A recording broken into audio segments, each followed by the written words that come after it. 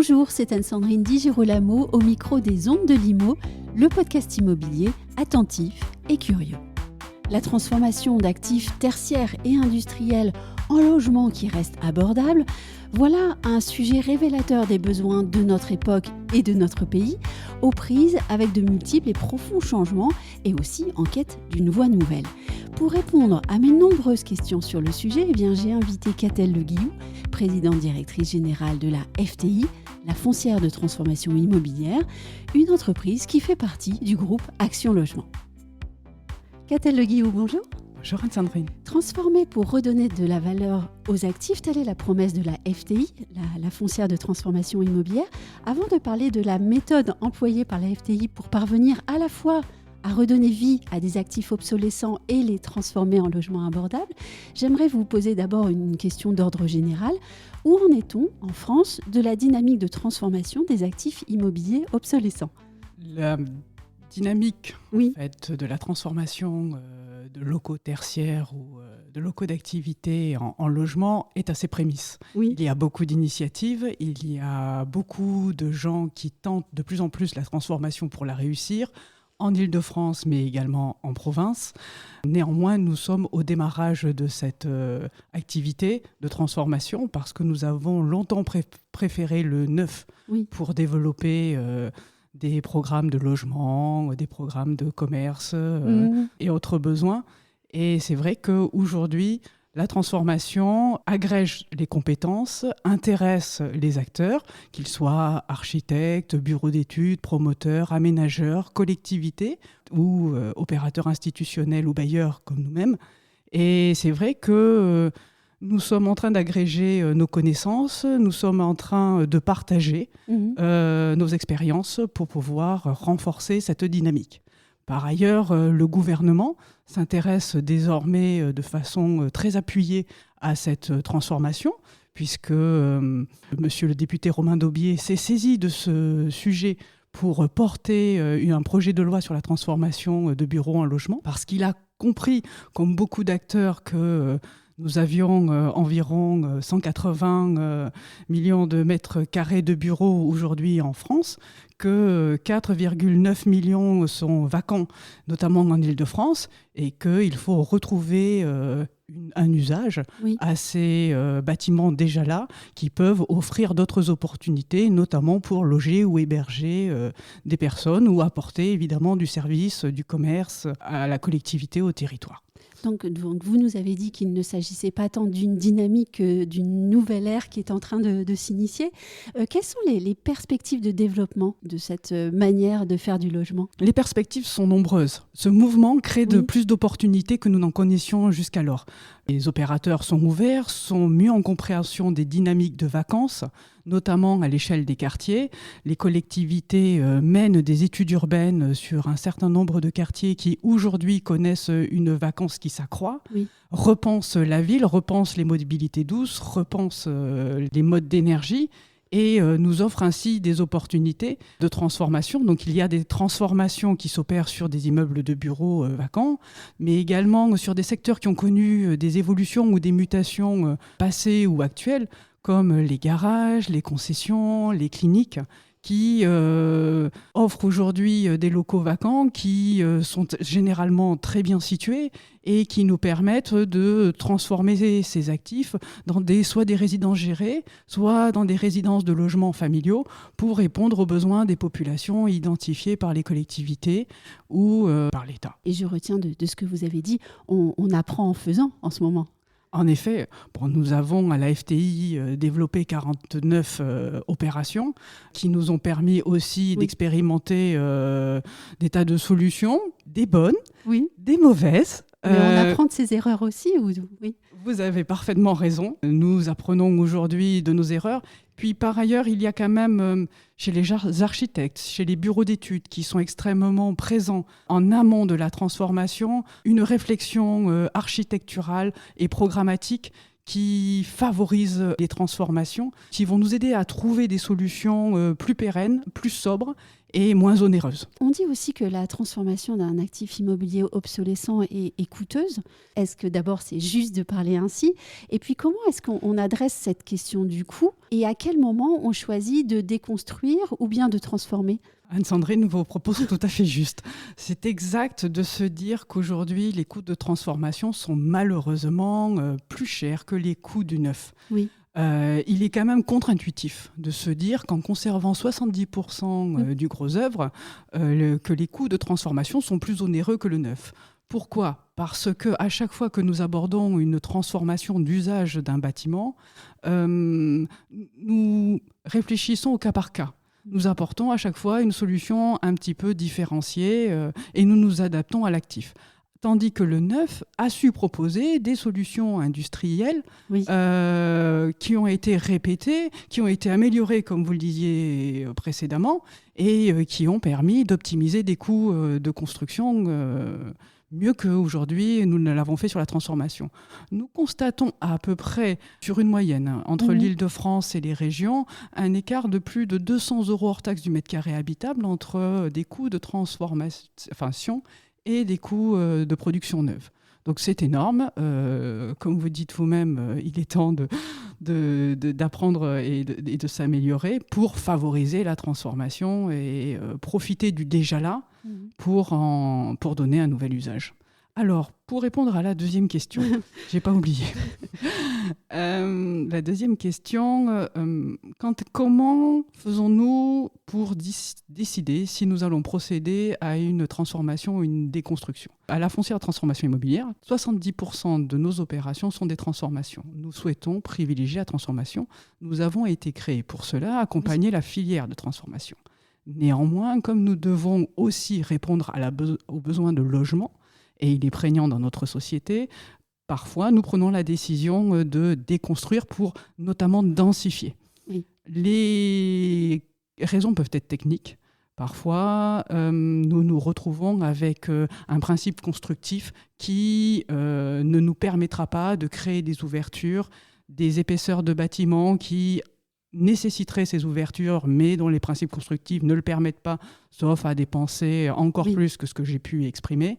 Et ce n'est pas la recherche de sobriété et d'économie que nous souhaitons. Par ailleurs, parfois, quand les coûts, par exemple, de désamiantage ou les circulations sont mal situées dans le bâtiment ou que l'épaisseur du bâtiment est trop importante, il nous arrive parfois de déconstruire pour préférer densifier et reconstruire. Nos sujets préférés, évidemment, sont la transformation, mais aussi les programmes mixtes où nous pouvons conserver une partie des ateliers à transformer et peut-être déconstruire un immeuble de bureau à rez-de-chaussée ou R+1 que nous pourrons ensuite densifier pour répondre à un équilibre économique et offrir une meilleure mixité programmatique. Pardon de poser la question comme cela.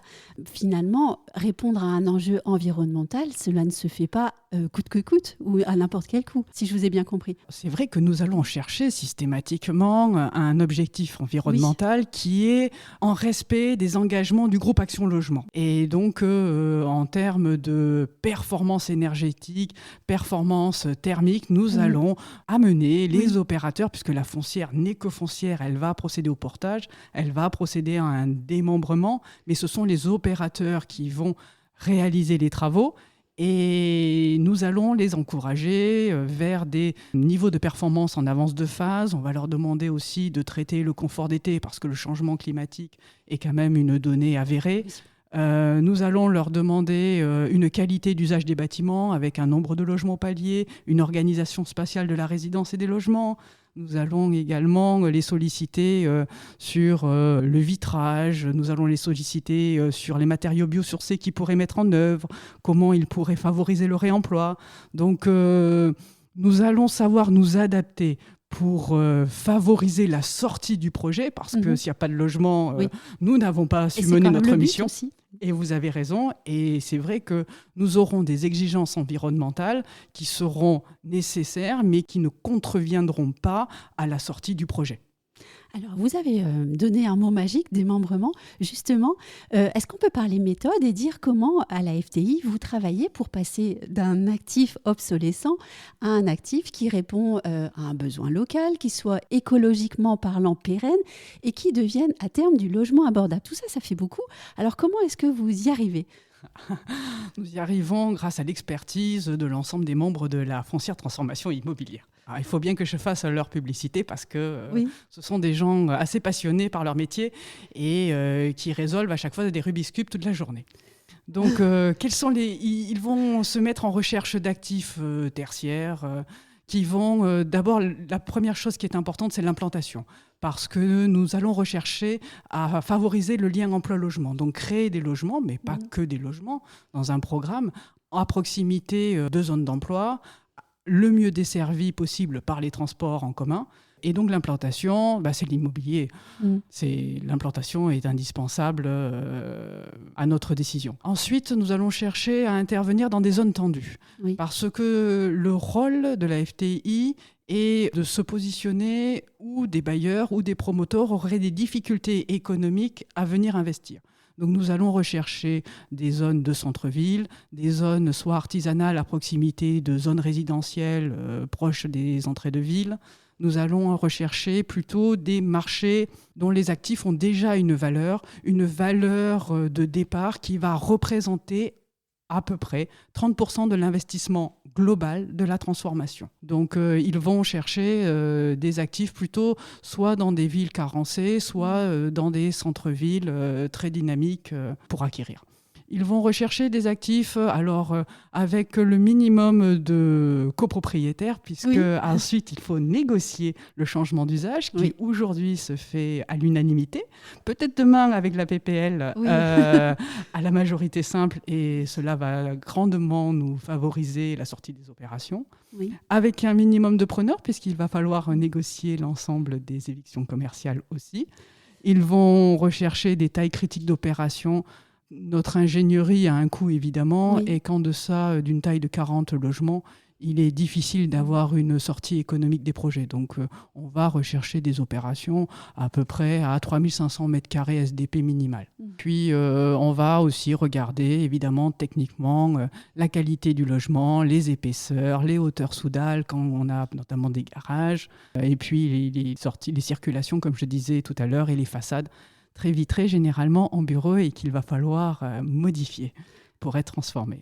Voilà. Donc, nous cherchons ce type d'actifs et donc des critères aussi de permis, puisque est-ce que l'actif aujourd'hui est dans une zone de PLU qui permet sa transformation en logement ?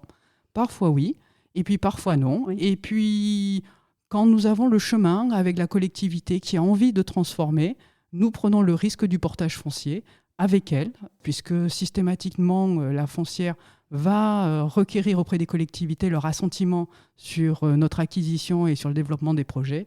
Et avec leur assentiment, parfois, nous pouvons aller sur des zones qui n'ont pas des PLU compatibles à ce jour, mais pour lesquelles la collectivité va aller chercher une révision, une modification. Et donc, nous aurons la patience du temps du portage. Vous venez de faire l'analyse des opportunités, en fait. Et ensuite, vous allez passer peut-être au montage du projet. Quand l'actif est trouvé, nous allons agréger autour de nous des opérateurs de différentes natures pour concevoir une programmation. Donc, la programmation sera dominante, évidemment, résidentielle, avec une quote-part de logement social, puisque nous sommes Action Logement. Nous travaillons pour les salariés pour leur trouver un logement abordable. Donc, avec une quote-part de logement social, une quote-part de logement abordable aussi, qui peut favoriser la mixité. Et aussi du locatif simple, une part, non ? Oui, de l'accession privée, quand elle est possible, malgré toutes les difficultés de commercialisation qu'ont nos partenaires aujourd'hui, de l'accession sociale, du BRS parfois, du bail réel solidaire, qui connaît aussi cette forme de dissociation du démembrement, et puis aussi des commerces, ou parfois des volumes limités en bureaux, des hôtels. Donc nous agrégeons des bailleurs autour de nous, des investisseurs, des promoteurs, qui vont réfléchir une programmation. Nous allons établir un prix sur une valorisation sur cette base qui sera appréciée par le propriétaire ou pas. J'espère qu'il sera apprécié. Et quand nous avons son accord, nous allons requérir l'avis de la collectivité qui nous dit ce qu'elle souhaite en faire. Et quand nous accordons collectivité, propriétaire et opérateur, nous passons à l'acquisition de l'actif, après analyse technique, juridique, fiscale, beaucoup d'incidences fiscales à l'acquisition de l'opération.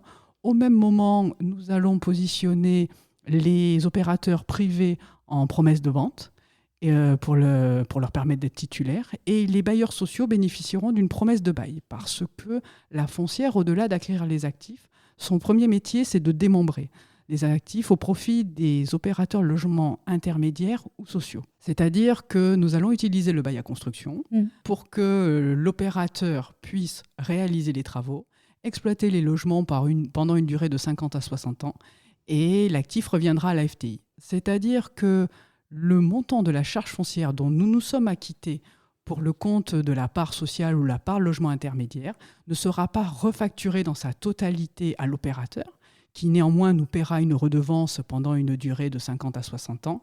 Et c'est pour ça que l'actif, à la fin du bail, revient à la FTI.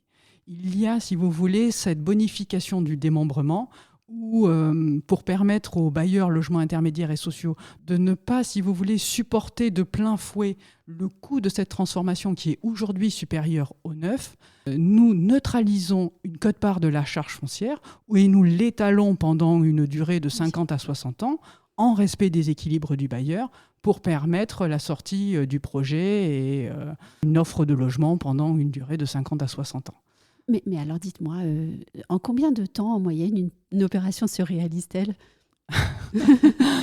Alors quand la vie est belle et que les astres s'alignent, nous savons acquérir un actif sous 3 mois.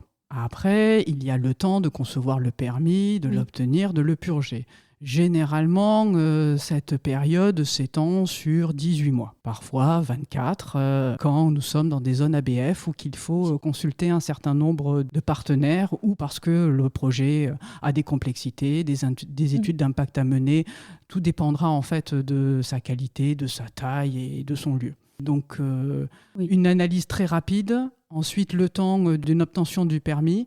L'avantage que nous avons constaté, c'est que comme nous transformons du déjà là, il y a une forme d'acceptabilité plus simple.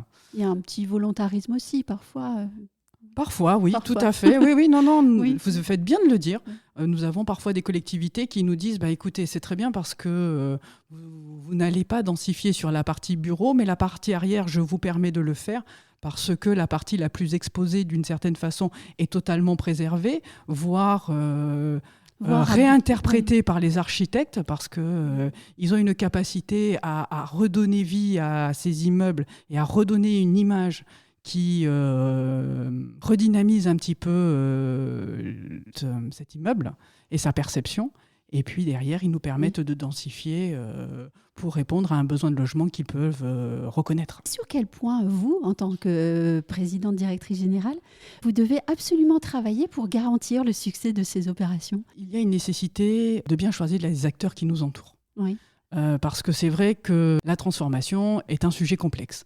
Et donc, il faut s'assurer que nous avons auprès de nous des acteurs qui ont envie de complexité. Alors, dans le monde dans lequel nous vivons, où rien n'est simple, en plus de la complexité, évidemment, il faut une motivation forte pour relever les défis. Donc, nous assurons effectivement que tous les bailleurs et tous les partenaires prennent plaisir et envie véritablement de se lancer dans ces opérations de transformation. Et puis après, c'est donner de la lisibilité, si vous voulez, à l'ensemble des acteurs qui nous entourent, au-delà de l'opération. Et c'est les personnes que je citais, les architectes, les bureaux d'études, les collectivités, l'État, notre actionnaire, évidemment, à leur donner de la lisibilité sur la façon dont nous procédons, lui donner de la lisibilité sur ce que nous ferions mieux. C'est important pour nous que ce mouvement de transformation, quand nous avons commencé la discussion, nous avons dit que c'était un début. Naissant, oui. Naissant, voilà, on voudrait lui donner un plus score et favoriser le nombre d'opportunités et trouver des solutions industrielles à la transformation. Donc, oui, donc c'est important. Vous accompagnez ce mouvement et par-delà le mouvement, donc tous les acteurs. Oui. Sur quel projet travaillez-vous en ce moment ? Alors, cette question, elle vous appelle nécessairement à nous emmener dans la réalité de vos projets actuels. Peut-être savoir où se situent les programmes en cours, mais aussi peut-être connaître un ou deux programmes que vous chérissez parce qu'ils ont un sens particulier. Les opérations de la foncière transformation immobilière sont à 70% en Île-de-France. Quand elle a été créée en 2020, le marché francilien était déjà plus mature que le marché en province, ce qui nous a offert plusieurs opportunités à concrétiser. Oui, puis il y a de quoi faire. En effet. Et puis il y a du besoin de logement également. Donc, extrêmement vif. Oui. Voilà. Après, nous avons eu l'opportunité de rencontrer des opérateurs qui avaient des cultures de transformation, notamment dans le Grand Est. Il nous a été permis de travailler à Strasbourg, à Metz. Nous regardons des opportunités à Nancy. La région Grand Est est habituée aux friches industrielles et au traitement des friches industrielles. Et elle est en compréhension des transformations et très favorable à porter ces enjeux. Donc nous connaissons des régions qui portent les projets de transformation. Puis nous avons les curieux, qui ont vu les premières opérations de transformation et qui se sont dit en termes d'expertise, c'est extrêmement opportun, et donc qui viennent nous proposer des opportunités, notamment en PACA. Nous en rencontrons à Bordeaux, et nous avons donc là des études à mener sur des actifs vacants pour développer du logement familial ou du logement géré. Donc une belle dynamique actuellement en région et des gros projets de plus en plus en Île-de-France. Les tailles des projets grandissent en Île-de-France. Quel est le projet le plus représentatif de votre travail, le plus récent ? Alors, peut-être pas le projet le plus récent, je ne vais pas répondre exactement à la question, mais il y a un projet dans lequel les équipes de la FTI se retrouvent. Oui. Et à chaque fois qu'on parle de ce projet-là, leurs yeux pétillent. Ah. Alors, je vais vous parler peut-être de ce projet-là. C'est le projet de Jouy-en-Josas.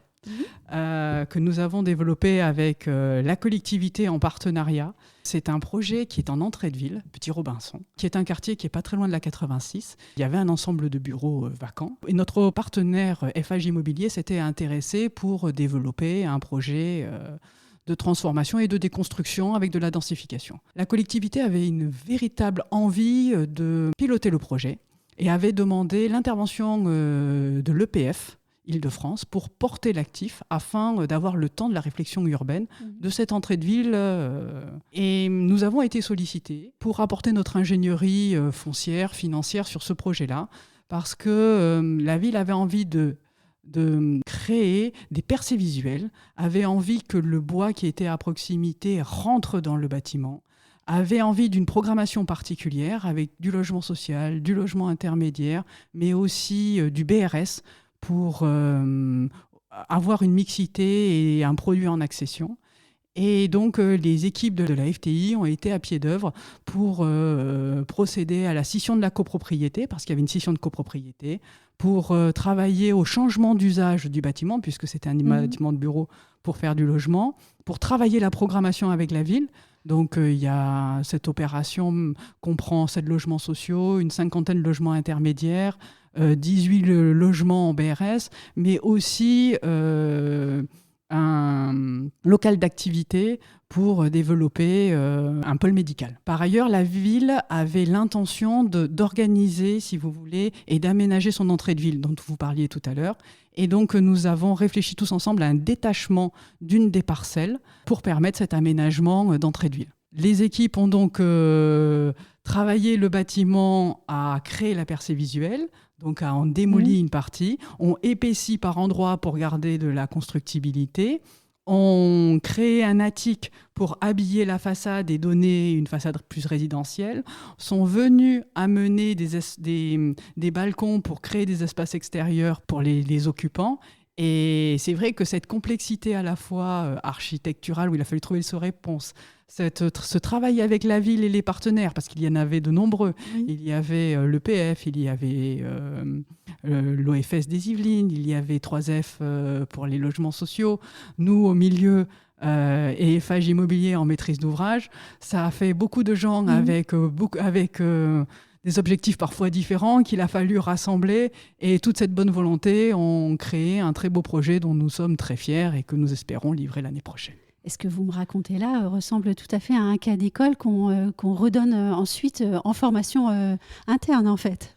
Oui, et Oui. notamment pour les erreurs que nous y avons faites. Parce que, par exemple, nous n'avons pas assez bien traité l'énergie. Et nous avons gardé du gaz, alors qu'aujourd'hui c'est inaudible. Oui.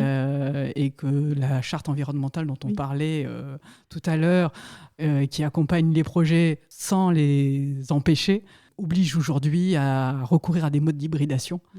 Mais Voilà. est-ce que c'est une erreur ou le signe aussi que tout avance tellement vite en ce moment que on a parfois du mal à suivre le mouvement aussi? Je pense que vous avez raison. Le mouvement va plus vite, mais il nous oblige aussi à réfléchir plus en avant sur les évolutions sociétales, sur les évolutions environnementales que nous connaissons et sur lesquelles nous devons apporter une réponse urgente. Donc il y a l'urgence de la solution à donner, notre mode de réflexion qui parfois peut paraître lent, mais comme nous capitalisons, nous disons que la prochaine, nous ferons mieux. Et même quand je regarde la partie architecturale que nous avons donnée avec DGM, l'architecte, qui nous a semblé opportune, on se dit demain, en termes de sobriété, est-ce qu'on apporterait d'autres solutions ?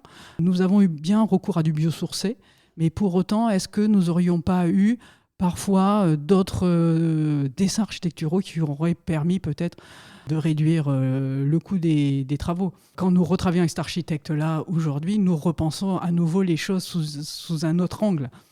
Pour autant, voilà, il y a une recherche de sobriété continuelle qui fait que, mais qui est nécessaire parce qu'il nous faut vraiment réduire ces coûts travaux pour pouvoir favoriser la sortie des projets. Et sans oublier l'esthétique, parce que ce que vous avez décrit semble esthétiquement abouti. En tout cas, c'est comme ça que je l'ai imaginé en vous écoutant. Merci. Merci beaucoup, Catel de Guilloux, d'avoir bien voulu partager avec nous votre métier et votre expertise. Merci Anne-Sandrine.